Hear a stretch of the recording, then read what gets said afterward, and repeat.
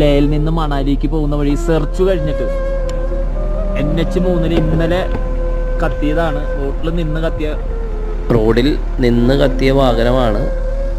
അതിൽ സഞ്ചരിച്ചിരുന്നവർക്ക് എന്തു പറ്റി എന്ന് നമുക്ക് ആലോചിക്കാവുന്നതാണ്.